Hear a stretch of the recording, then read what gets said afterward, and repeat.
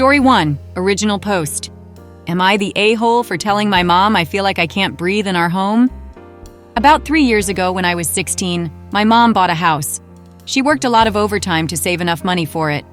Before that, we were living in a small townhome.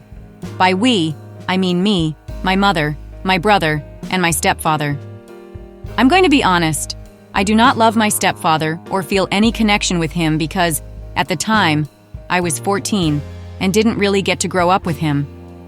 Honestly, he didn't really make an effort to talk to me, but I didn't find it to be a big deal because we both respected each other. 3 years ago, we moved into the house, and everything was fine for about a year. After a year, my stepfather asked my mom if it would be okay for his nephew, we'll call him Ian, male 26, to move in with us because he had just moved to the country and didn't have anywhere else to stay. My mom talked to me and my brother about it, like she usually does, and I was heavily against it at first. But my mom convinced me that he wouldn't be staying long, so even though I didn't agree with the decision, I gave in. A month after that conversation, my stepfather's nephew moved in, and things were fine at first. But then my mom came to me and my brother again about someone else living with us. This time, it was a friend of my stepfather's. We'll call him Alan, male 24. I was heavily against this idea because the house we moved into had 4 bedrooms and 1 basement. All 4 of the bedrooms were occupied, so the guest would have to sleep in the basement. I didn't like this idea because there was already a stranger living in our house, and now I had to get used to another one. I brought it up to my mom and asked her why. She said it was to help people in need, but I feel like I can't breathe in my own house with strangers around. About a week after that conversation, Alan moved in, and complications started arising. My stepfather already doesn't clean up after himself, whether it's leaving pee on the bathroom seat or leaving dishes in the sink for someone else to wash. Ian started doing these things too, but not only that, he soon started talking bad about my mom. She told him that if he was going to live under her roof, he would need to pay rent. She overheard him speaking badly about her to his friends. She told me about it, and I asked her why she wasn't doing anything about it, but she didn't give me a clear answer. She said something like, "Where would he go if I kick him out?" But I don't think that's an excuse. Why bite the hand that feeds you? Anyway, it's been over a year since Ian and Alan have stayed with us, and problems continue to rise. Though they aren't really the focus of this story. Just know that Ian wasn't the nicest guest. Things started to turn when he began asking me for help. Since he wasn't a native English speaker, he would ask me how to spell certain words, or ask me how to work certain things. One day, I sent him instructions on how to do something via his phone number, thinking that was the end of it. But later, he messaged me saying, "Hi, are we friends?" I found this really inappropriate and weird, but I said yes just to get him to stop. That didn't work though. After I replied, he sent another message saying, "You're always shy when you're around me. Why?" I found this to be enough reason to go to my mom, who was in the living room, and show her the message.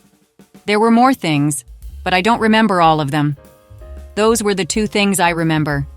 She immediately marched upstairs and demanded answers from him. She came back downstairs and told me to block his number. She also immediately told my stepfather, who yelled at Ian and threatened to kick him out the next day. At the time, I was 17. I don't know why a 26-year-old would want to message a 17-year-old. Since then, Ian has been polite to me, but he never texted me again or spoke about that interaction.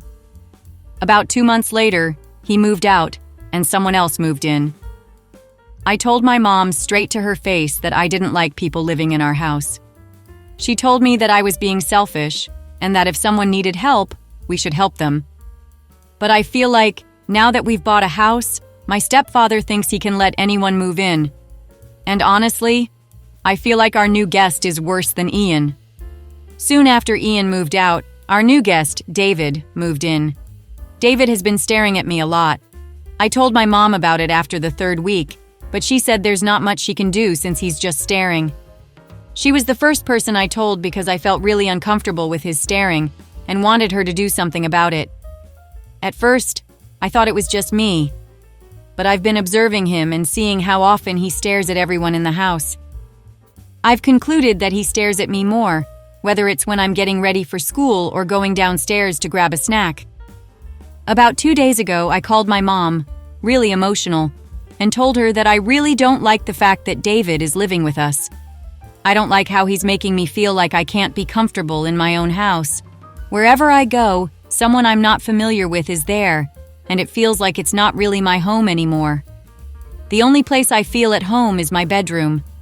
My mom is going to keep a closer eye on David and install the cameras we took down a while back. She's also going to talk to my stepfather about it. What do you guys think? Now for the comments. Am I the a-hole for feeling I can't breathe in my own home? More like am the a-hole for feeling like I'm living in a reality show called Strangers in My House. Next season, who will be the next guest? Spoiler alert, it's probably someone who stares too much. I grew up like this at times. It really freaks you out. Once I was left home alone with the other person home. I learned how to invite myself to others' plans so I didn't have to be home. Not the a-hole. Your mom has made an unsafe environment for you by letting random people move in. Is she doing this for religious reasons? For charity? For money? Can she no afford the house and is renting out rooms? Where are all these people coming from? It's not because of religious reason or for money. She's just a firm believer that family comes first, and if you can offer help, do so. But it's my stepfather bringing these men home. Your mom is putting her beliefs before her children, and she's wrong. Most sexual assault happens from people you know. You could actually report her to Child Protective Service for bringing strange men into the home of a minor child. If you don't already have one, get a lock for your bedroom door. Lock down your credit. You have strangers in your home, and you have no knowledge of their backgrounds. Next, you need to move into your own home. If you aren't already working, get a job. Save your money. Look around for a few friends you might share a place with.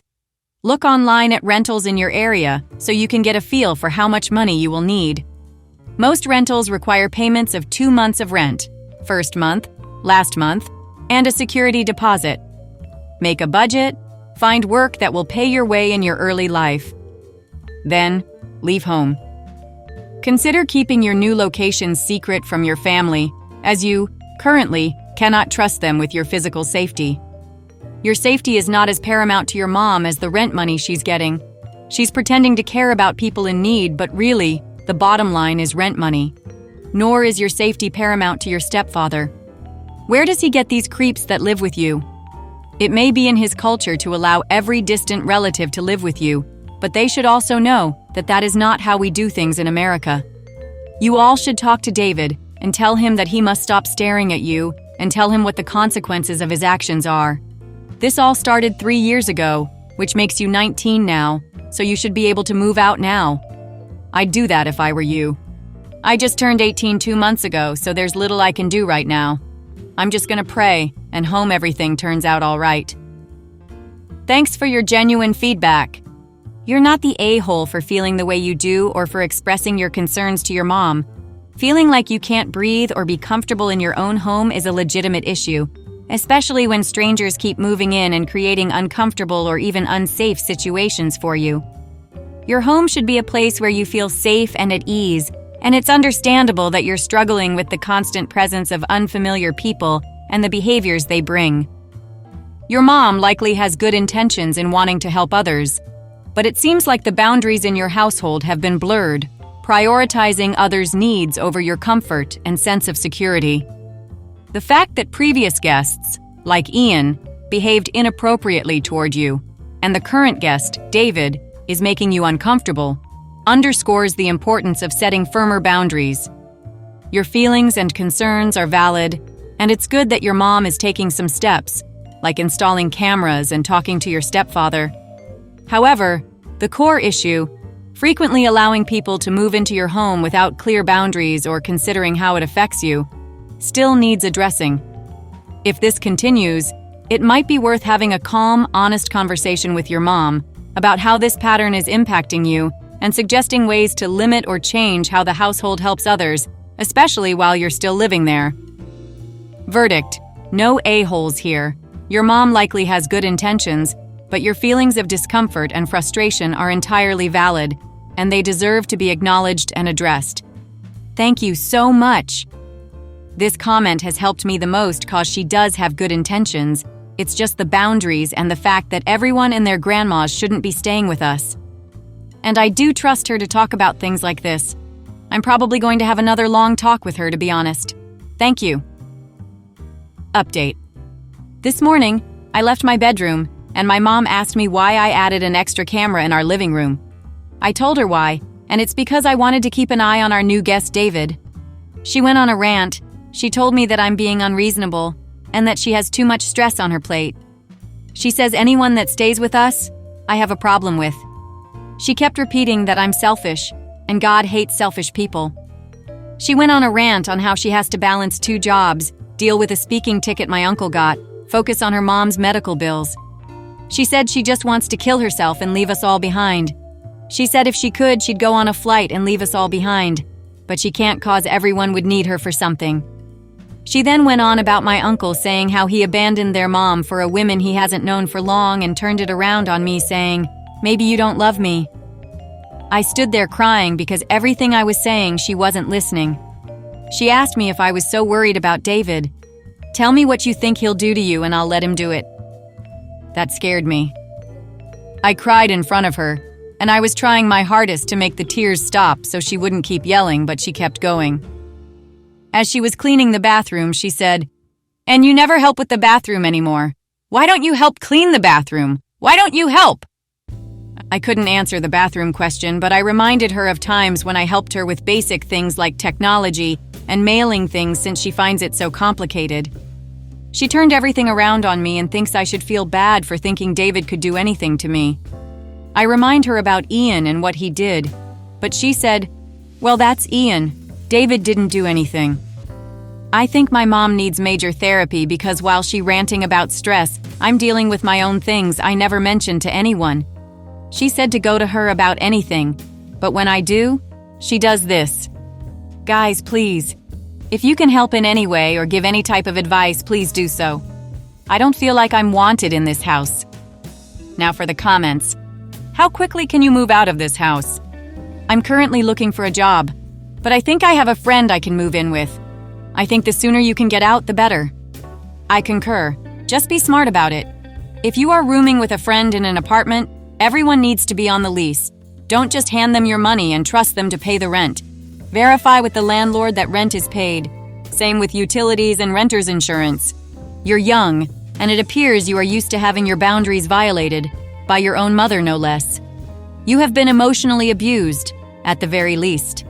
It's okay to not be okay, but as a newly minted adult, you still have to take responsibility for yourself. No one else will. Understand that you should expect other people to respect your boundaries, and you will need to enforce those boundaries appropriately. Once you get a job, if you can get your own healthcare coverage, look into therapy for yourself. I'm not saying there's anything wrong with you, but anyone who's dealt with domestic trauma, particularly growing up with it, could really use the outlet and access to resources that therapy can provide. I'm sorry this is happening to you. It shouldn't, and it isn't fair, but it is what it is. Thankfully, you at least have the power to emancipate yourself from that situation. It won't be easy, but it will be worth it. Not the a-hole. You have been traumatized with your past guest, and installing camera is not a big deal. It is a precaution. 'Cause these days, you cannot just trust anybody. So why is your mom fussing over this? And she is also invalidating how you feel despite telling you that she would be there if you want to open up something. How old are you? If you can look for a job, maybe it's time to move out and be in a place where you feel comfortable and safe. I just turned 18. I applied for a job, but they never got back to me, so I'm currently still searching. Deal with the speaking ticket my uncle got. Just for your information, there's something wrong with your mother, and that was a very big tanty. Imagine pretending you need to deal with a ticket that a grown-ass man got. Tell me what you think he'll do to you, and I'll let him do it. This is disgusting. Your mother is disgusting for prioritizing strangers over you and your safety. Do you have grandparents? Can you move in with them? It is best for you to move to a safe place. If this is not an option, carry something to defend yourself with, like pepper spray. Trust your instincts, not the a-hole. On the other hand, use this to your advantage. David is going to do all my chores, pay my college tuition, and give me $5,000. I say this as someone raised in an emotionally abusive environment. When someone tries to use suicide as a form of manipulation, call it in. Depending on where you are, there should be a mental crisis team, failing that the police. Your mother is a selfish idiot. She'd rather martyr her own children than protect them. If you're in school, then please talk to a counselor. They might have resources you need. If you can stay with a friend, please do it. If you have a good relationship with the family's religious leader, talk to them. She's going down a dark path and shouldn't be dragging her kids down with it. Thank you. The reason why I haven't told anyone for so long is because I'm scared of what she'll do to me. I've told an adult before and Child Protective Service got called. Not only did they not do anything, but it made the situation worse. I just don't want to put myself in bigger trouble. Story 2. Am I the a-hole here for admitting that I'm still upset my wife didn't let me into the delivery room? My 24 male son was born 3 months ago, October 17th. While I'm over the moon about becoming a dad, I still feel resentful towards my wife, 28 female, because she didn't let me in the delivery room. Originally, we had talked about me being in the delivery room. It meant a lot to me to be there to support her and witness the birth of our son. I always wanted kids growing up, and I wanted to be there to witness him being born. My wife and I were on the same page about me being there with her before we even started trying. We each wanted 3 kids, so it was a no-brainer to me that I would have been there with her. But as we got closer to her due date, she changed her mind. She said she only wanted her mom and sister in the room. I was obviously upset and told her I really wanted to be there, but she doubled down and said no. She didn't tell me why, but that she didn't want me there and to accept it or not to come at all. I was hurt, and this caused so many arguments between us as she didn't even give me a clear reason why she didn't want me there or why she changed her mind, other than she was the one giving birth and she wanted to decide how it went. When the day came, I wasn't allowed in until after the cord was cut. When I was allowed in, her mom was the one handed me my son. And while that moment was beautiful, it was also bittersweet. I couldn't fully enjoy it because I felt like I'd missed something irreplaceable.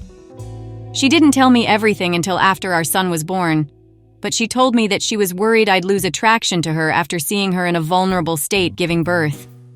She says that she's seen other women on the internet talk about how their husbands lost attraction to them after childbirth, and she wasn't going to take any chances. She also brought up how dangerous childbirth can be, and said she didn't want the added stress of me being there in case something were to go wrong. This upset me. That felt like a slap in the face that she could even think I would be that shallow. I've been nothing but supportive and excited about our son, and the fact that she made this decision based on assumptions without giving me a chance to prove her wrong or talk to me about it hurt. It bothers me that I wasn't there for something so critical, especially since she said herself things could have gone wrong. If something had happened to her or our son, I wouldn't have been there to support her or even know what was going on. I've been trying so hard to move past it, but I just can't. It felt like she didn't trust me, and that hurt. We stopped talking about it because we've been trying to focus on our son. However, she talked to me the day after Christmas because she said during Christmas my mood was off, and she asked me if anything was wrong or if I was still sad about missing our son's birth. She apologized and said that it's in the past, and I should just get over it already since our son was already here, and she can't do anything about that now. She asked me if I was truly upset. I decided to be honest and told her that I was upset and that it's not something that I can just get over. I did not appreciate her telling me to get over it. That led to an argument because she felt like I was blaming her and not being understanding. I told her how much it hurt to be excluded and how I felt robbed of a moment I'll never get back. She got defensive and accused me of proving her point that I'm losing attraction to her. I told her that that wasn't true, and I haven't lost any attraction to her in any way. I've talked to my brother, 30 male, about it a while back. He has 2 kids, and he told me he'd be hurt as well if he wasn't allowed to be in the delivery room when they were born. He told me that couples therapy might help mend our relationship. He said he wasn't sure how it works, but to see if that's something that could help us move past it. I never been to therapy and never really wanted to, so I never suggested it. But during that moment, I didn't think our relationship would get any better, and I didn't like being yelled at. When I suggested couples therapy, she got upset and told me that I'm the one with the problem, not her. I told her that she was wrong, and we've both got issues to work through if she wants this relationship to work. She told me that I'm the one who suggested it, so I'm obviously the one who needs it. I lost my patience, and I told her that her refusing is making it seem that she doesn't want to make things work in our relationship. I told her that if we were serious about moving forward, we need therapy, or if she can find something else she think would work, we could try that instead. She told me no. This has honestly made me more upset, because I know therapy would only work if both people are putting the effort. But as of now, it doesn't even matter since she's giving me the silent treatment, barely speaking to me unless it's about our son. It's frustrating because I feel like I'm being punished for being honest about my feelings when she's the one who asked. I reminded her that she brought the topic up again, not me. I wasn't trying to start an argument. I just answered her question truthfully. Instead of trying to work through it, she's acting like I'm the villain for not being able to get over it on her timeline. I'm trying to focus on being a good dad, but I can't just pretend like everything's fine when I feel hurt and excluded. She's acting like I'm the problem for not letting it go, but she's the one who made the decision without really including me or trusting me enough to be there. This isn't something I can get back. It's a one-time experience I'll never have, and I feel dismissed every time I try to talk about it. Now for the comments. Not the a-hole, she has a right to make that choice. But she is not free from the consequences of her choices. You have a right to express your hurt. So next time your wife says she was worried that you would attraction to her, just tell her, "Well, I didn't lose physical attraction to you, congratulations. But I didn't lose emotional attraction to you, especially since you keep telling me to get over it and don't want to work on the issue." She has the right to choose who she wants in the room, but she could have 1. Made sure you were the first to hold the child, not her mother. 2. Pulled you in to just cut the cord. You didn't need to be there during the birth to do those 2 things. She made a selfish decision regarding those 2 things, especially since both of those are both post-birth. And if that ends the emotional connection to her, so be it. Her actions are making you lose attraction, and she has no right to complain about that. You resent her. Tell her that. And the only way it's going to change is her, and if she doesn't like that, divorce is literally going to be the only door, be it a year of 5 from now. Childbirth is intense, and feelings aren't wrong. Therapy isn't about fixing, it's about being heard and understanding yourself. It'll help, even solo. Thank you for listening. If you like the video, consider like and subscribe. If you want more stories like these, turn on your notification to receive the latest stories.